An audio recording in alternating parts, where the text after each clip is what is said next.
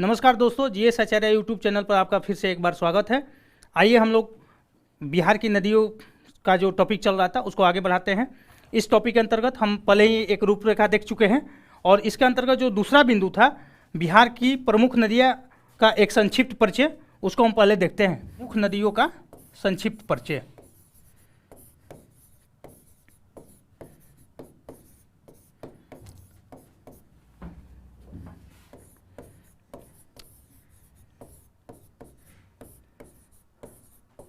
प्रमुख नदियों का संक्षिप्त परिचय, ठीक है। अब इसको हम दो आधारों पर समझ सकते हैं। एक तो है क्षेत्रवार, ठीक है।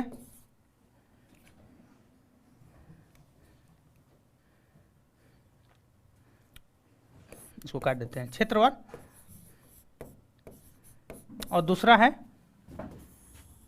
उद्गम स्रोत के आधार पे, उद्गम स्रोत के आधार पे, ठीक है। अब क्षेत्रवार में क्या है, बिहार का मैप आप देखिएगा तो उत्तर बिहार और दक्षिण बिहार, दो भौगोलिक इकाइयों में हम बिहार को विभाजित करके देखते हैं। इस विभाजन का आधार क्या है? इस विभाजन का आधार है गंगा नदी का बिहार के बीचों बीच प्रवाह। तो गंगा नदी जो बिहार के बीचों बीच बहती है उसके आधार पर बिहार को दो भौगोलिक इकाइयों में बांटा जाता है। ऊपर का जो आप बिहार का मैप देखिएगा तो उत्तर की ओर जो क्षेत्र है उसे हम उत्तरी बिहार कहते हैं और दक्षिण, गंगा नदी के दक्षिण के तट की ओर जो क्षेत्र है उसे हम दक्षिणी बिहार कहते हैं। तो उत्तरी बिहार की ओर से भी कुछ नदियाँ आती हैं, उसे हम उत्तर बिहार की नदियाँ कहेंगे। इनमें कुछ प्रमुख उदाहरण जो है आप ले सकते हैं, घाघरा, गंडक आदि। हम यहाँ इतने बता के छोड़ देते हैं क्योंकि इसका डिटेल में हम आगे हमें पढ़ना है, ठीक है। उसी तरह से दक्षिणी बिहार की नदियों के अंतर्गत सोन, पुनपुन आदि। तो ये क्षेत्रवार विभाजन हुआ।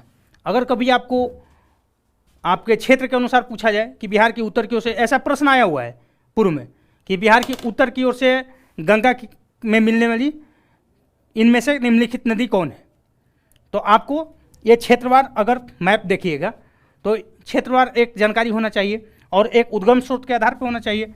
तो उद्गम स्रोत में हम भारत की तरह ही दो प्रकार से देखते हैं, एक हिमालय की ओर से, हिमालय से आने वाली नदियाँ, और दूसरा है पठारी क्षेत्र से।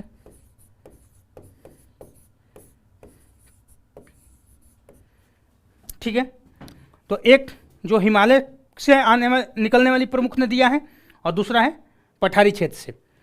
और भारत में भी हमें देखने को मिलता है नदियों का वर्ग का विभाजन जो होता है वो दो प्रकार से किया गया है भूगोलवेताओं द्वारा। एक पहला जो हिमालय की ओर से नदियाँ आती हैं और दूसरा प्रायद्वीपीय नदियाँ जो प्राय पठारी क्षेत्रों से निकल के जाती है। तो ठीक है, तो बिहार में भी इन दोनों प्रकारों को देखने को मिलता है। अब इनकी थोड़ी थोड़ी विशेषता आप जान लीजिए। हिमालय की ओर से जो नदियाँ निकलती हैं वो सादा नीरा नदियाँ होती है। सादा नीरा से तात्पर्य क्या है, यानी इसमें वर्ष भर पानी होता है। और वर्ष भर पानी रहने का क्या कारण है, क्योंकि इनको जो जल की प्राप्ति होती है वो ग्लेशियरों के पिघलने से होती है और ग्लेशियर वर्ष भर पिघलते रहते हैं और उसमें जल का प्रवाह वर्ष भर देखने को मिलता है। जबकि पठारी नदियाँ अधिकांशतः मोस्टली बरसाती होती है, यानी वर्षा ऋतु में इनमें जल का प्रवाह देखने को मिलता है और अदर सीजन में या तो जल कम होता है नहीं तो कुछ नदियाँ सूख भी जाती हैं। तो ये इनकी विशेषता है। एक और जानकारी आपको देना चाहेंगे कि पठारी क्षेत्र की जो बिहार में नदियाँ हैं वो मुख्यतः दो क्षेत्रों से, दो राज्य में उनकी उत्पत्ति होती है, एमपी और झारखंड। यहाँ पर यह जानकारी मैंने इसलिए दे दिया कि कभी कभी अगर आपको सिर्फ इतना जानकारी है कि बिहार की जो नदियाँ हैं पठारी क्षेत्र वाली वो प्रायः बिहार के दक्षिणी भाग में बहती है, हिमालय से जो नदियाँ बिहार में निकल के बहने वाली है वो बिहार के उत्तरी भाग में बहती है, और पठारी क्षेत्र से जो नदियाँ बहती है वो उनका प्रवाह बिहार के दक्षिणी भाग में है। तो दक्षिणी भाग में जो नदियाँ हैं उनका ओरिजिन जो है मुख्यतः दो राज्यों हैं, एक एमपी में जैसे सोन नदी है, पुनपुन नदी है, उसके बाद एक झारखंड है। ऐसे तो एक आध उत्तर प्रदेश में भी ओरिजिन देखने को मिलता है, जैसे कर्मनाशा नदी का है, उसका विंध्याचल की पहाड़ियों से ओरिजिन है, उत्पत्ति अर्थात। तो आप एमपी और झारखंड अगर याद रखते हैं, अगर उत्पत्ति से प्रश्न पूछ लिया जाए और सिर्फ आप इतना जानते हैं कि ये एक पठारी क्षेत्र से निकलने वाली नदी है, तो इन दो विकल्पों में से कोई एक विकल्प हो तो आप उस पर जा सकते हैं और 50-50 का चांस होता है। और अगर आपको अच्छी तरह से याद है तो आप सही विकल्प लगाइएगा। तो इसलिए मैं एक संक्षिप्त परिचय दे दिया। आगे हम अब इन नदियों से संबंधित महत्वपूर्ण तथ्य को देखेंगे, और इसका हम स्टार्ट गंगा नदी से करेंगे। ठीक है, तो गंगा नदी से संबंधित महत्वपूर्ण तथ्य को देखते हैं। गंगा नदी से संबंधित महत्वपूर्ण तथ्य, गंगा नदी से संबंधित महत्वपूर्ण तथ्य। यह हमारा तीसरा बिंदु था कि संबंधित नदियों का महत्वपूर्ण तथ्य जानेंगे। और प्रीलिम्स एग्जाम के लिए यह बिंदु जो अब हम पढ़ने जा रहे हैं सर्वाधिक महत्वपूर्ण है, क्योंकि जो प्रीलिम्स में इस टॉपिक से क्वेश्चन देखने को मिलते हैं वो इसी बिंदु से प्राय देखने को मिलते हैं। तो इस बिंदु पर अब जो चर्चा हो रही है आप ध्यान से देखिएगा भी, सुनिएगा भी और लिखते भी जाइएगा एक नोट्स बनाने के लिए। तो गंगा नदी से संबंधित महत्वपूर्ण तथ्य के अंतर्गत पहला पॉइंट है कि इसका उद्गम कहाँ से होता है। आपको एक जानकारी हम यह भी दे दें कि गंगा नदी जो है वो बिहार की प्रधान नदी है। ठीक है, अन्य नदियाँ जो है वो सेकेंडरी है, बिहार की प्रधान नदी कौन है? गंगा नदी। तो इसका उद्गम जैसा कि पहले ही मैं डिस्कस कर चुका हूँ कि गंगोत्री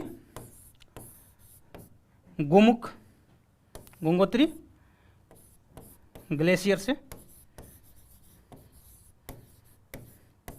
होता है, और यह कहाँ है? यह उत्तराखंड में है, और उत्तराखंड के उत्तरकाशी जिले में अवस्थित है। ठीक है, गंगोत्री गोमुख से जो निकलती है नदी, वो उसका नाम है भागीरथी। ठीक है, और भागीरथी नदी जब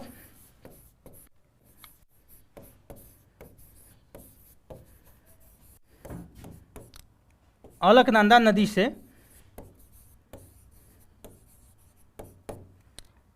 मिलती है, और इसका मिलन कहाँ होता है? देवप्रयाग में।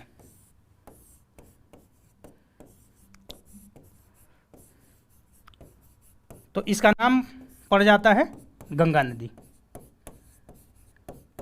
तो यह भी एक जानकारी रखिएगा कि गंगोत्री से जो नदी निकल के आती है उसे हम भागीरथी के नाम से जानते हैं, और आगे चल के देवप्रयाग नामक स्थान पर अलकनंदा से इसका मिलन होता है, और तब जाकर यह गंगा के नाम से पुकारी जाती है।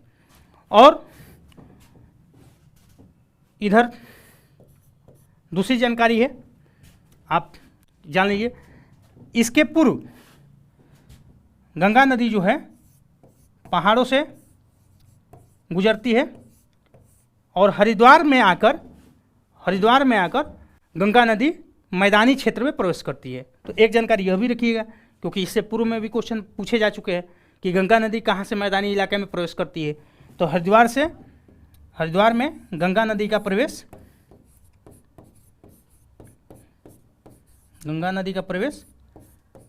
मैदानी क्षेत्र में होता है। प्रवेश मैदानी क्षेत्र में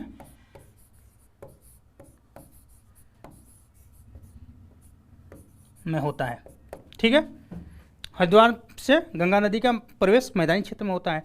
तो ये एक गंगा नदी का भारतीय परिप्रेक्ष्य में परिचय हुआ। अब हम बिहार के संदर्भ में आगे बढ़ेंगे। तो चलिए बिहार के संदर्भ में देखते हैं गंगा नदी का से संबंधित तथ्य जो है। बिहार में गंगा नदी का प्रवेश बक्सर में होता है। बक्सर कहाँ पे है?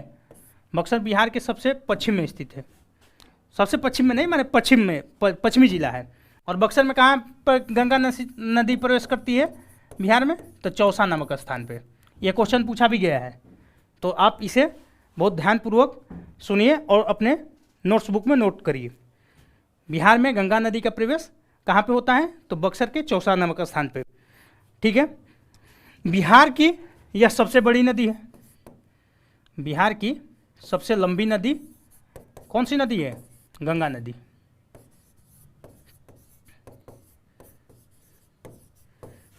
इसका कुल लंबाई कितना है बिहार में?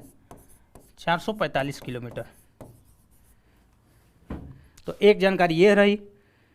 उसके बाद यह बिहार के 2 जिलों के बीच सीमा निर्धारण करती है। वो 2 जिले कौन से हैं? ऐसे 2 जिले हैं, भोजपुर, जिसे हम लोकप्रिय नाम से आरा के नाम से जानते हैं, और सारण। सारण का लोकप्रिय नाम छपरा है। ठीक है। अब एक और इंफॉर्मेशन जिससे प्रश्न बनाए गए हैं और आगे भी बनाए जा सकते हैं, वो यह है कि गंगा नदी के तट पर कुछ प्रमुख नगर अवस्थित है बिहार में, उनको हम जान लेते हैं। और ये इसके तट पे जो अवस्थित नगर है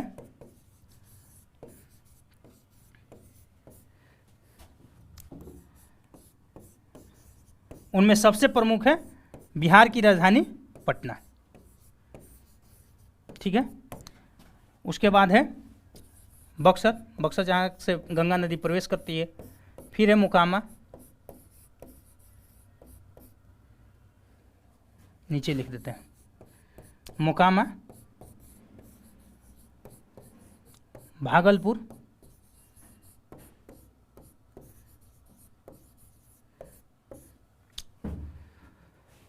मुंगेर।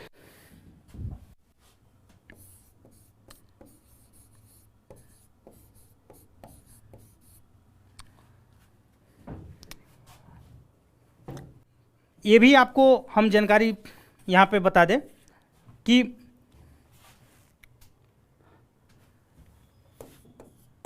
गंगा नदी कुल 13 जिलों से होकर बिहार में प्रवाहित होती है। 13 जिलों से या 13 जिलों में प्रवाह देखने को मिलता है गंगा नदी का। ठीक है। इसमें सर्वाधिक लंबा, माने सर्वाधिक लंबाई जिस जिले में है वो जिला पटना है। तो सर्वाधिक लंबाई पटना जिले में है। प्रीवियस ईयर में यह क्वेश्चन पूछा जा चुका है, तो आप ध्यानपूर्वक इसे देखें और प्रीवियस ईयर का क्वेश्चन जो है आप उसे मिलाएं भी, ताकि हमारी बातें कितनी प्रामाणिक हैं आप इसकी सत्यता जांच सके। सर्वाधिक लंबाई पटना जिला में, उसके बाद भागलपुर में। ठीक है। अच्छा, भागलपुर से गंगा नदी आगे बंगाल में प्रवेश कर जाती है।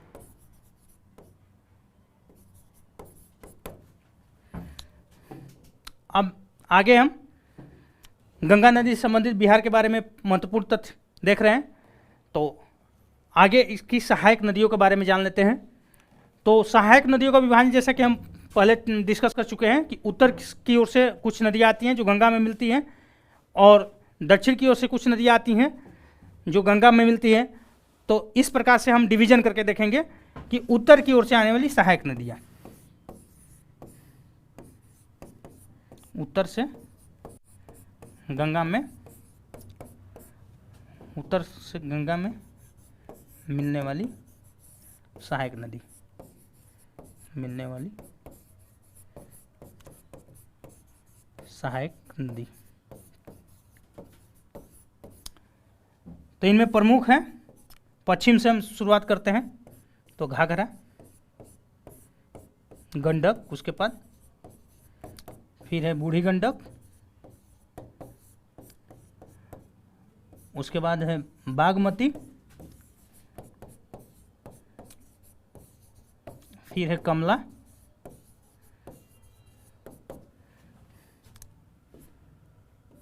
फिर है कोसी और फिर है महानदी।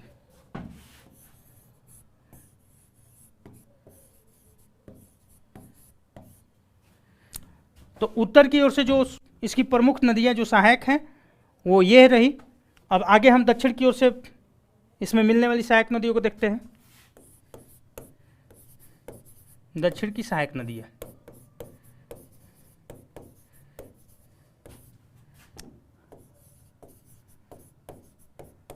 इनमें प्रमुख है सोन,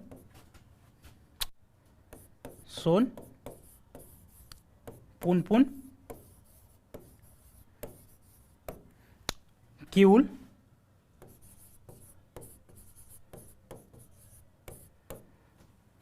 उसके बाद कर्मनाशा, फल्गु,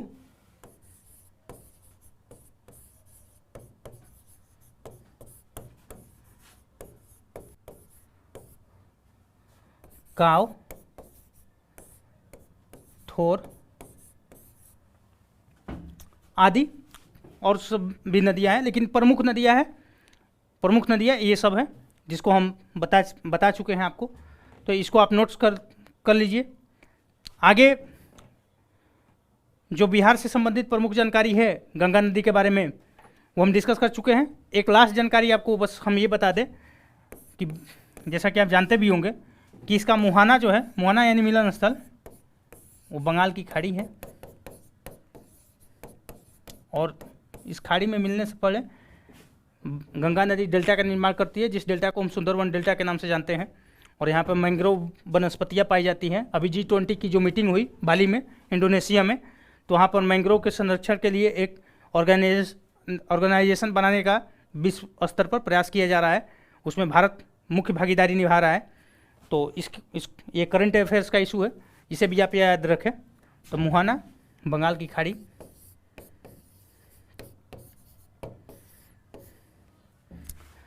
तो ये रहा गंगा नदी से संबंधित जानकारी जो बिहार की प्रमुख नदी है। और यह नदी जो है हिंदू धर्म के मानने वाले जो लोग हैं उनके लिए पवित्र नदी मानी जाती है, न केवल बिहार में बल्कि पूरे भारत में।